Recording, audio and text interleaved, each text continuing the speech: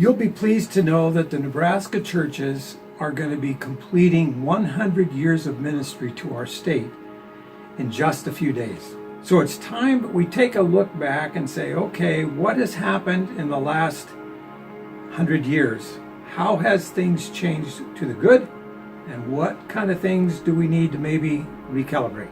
A symbol of progress historically is perhaps the Omaha Glad Tidings Church. It was perhaps running maybe 250 in average attendance, but in 2015, our statistics show that same church was now running 1,668 people. That's progress. What's really exciting is the fact that we've had other churches who have even had a greater percentage of growth than that. We have seen God do great things among us. Looking back, we also see that there are a few things that have gotten a little bit out of focus and they need a little attention. I want to give you 3 sample areas that call for recalibration. You can get more details about that when we at our winter retreat, but let's just take a few of them. First of all, the engagement issue. While we have quite a few events in our state, we're grateful for those. Over time, the focus of events has drifted slightly off course to the point that it's no longer really focused on what the mission of our district is. That is to make disciples, to help churches and pastors make disciples. Sometimes the programs or events appear to be more healthy than they really are, in that there are sometimes a lot of churches or individuals that make it look bigger than what it really is. Let's look at an engagement. We have quite a few different events that are taking place, but the focus of events and even ministries has drifted slightly off course so that they're no longer fulfilling our divine appointed mission, that of making disciples. Sometimes our ministries or our events appear to be more healthy because they're actually being propped up through strong participation of either a handful of individuals or churches. Let me give you some examples. In 2015, the Light for the Lost raised over $45,000. In the midst of that, over 68% was given by only 7 churches.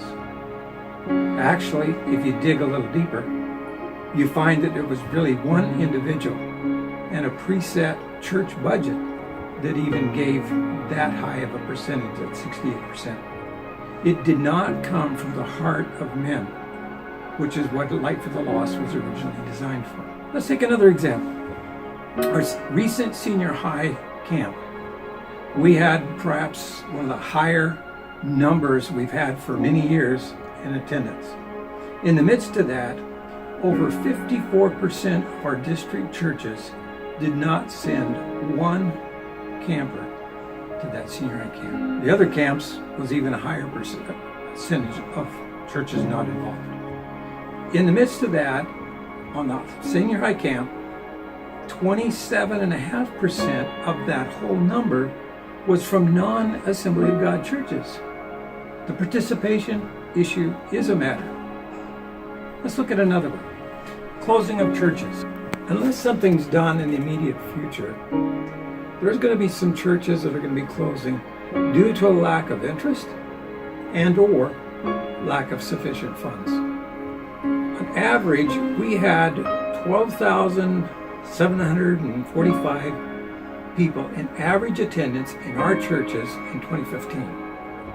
In the midst of that, almost 54% of those in attending were in 6 churches. Over 50% of our district churches have either plateaued or they're decreasing in attendance. 12 churches now have an average morning attendance of 20 or less. Without significant changes, these churches are more than likely going to close in the next 5 to 10 years. Let's look at another one. Passion to make disciples. Through the years, that passion has slowly wane until it's kind of weak, if you want to say that, in comparison. The fact of the matter, we had a peak number of churches started in the 30s with 48 churches being planted in one decade. In our last 10 years, not the last decade, but in the last 10 years, 12 churches have been planted and 9 of them still remain. What makes that fading passion even more stark is when you compare how many resources and how many workers they had back in the 30s in comparison to what we have today. These challenges demand significant change, first of all, perhaps in our heart, to once again be fixated on God's passion for reaching the lost. That's a passion our forefathers had. That's why they reached out. They were concerned about making disciples, and we too must have that same heart. But we also need a change in organizational structure, in that we need to make sure that all of our focus is riveted on making disciples. All of our ministries, anything we do, it's about making disciples. The presbytery has been wrestling with this issue and how we might be able to provide new wineskins, as Jesus called them, for the next 100 years. These wineskins we want to see to be filled with God's Spirit, being flexible enough to move with what's happening in our world. Our unadulterated goal is to restore our passion for Christ in making disciples. That passion that will result in making more disciples in our state, in our counties, before our Lord returns.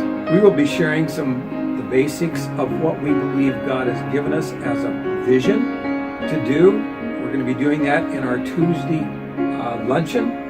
I just want to encourage you to attend that. We have subsidized the luncheon, so the cost of it is going to be about what you would pay at a restaurant, about $10, and you're going to get a whole lot better food, but also you're going to be challenged to see what God can do through us as we just make these small adjustments to be able to prepare us for the next 100 years.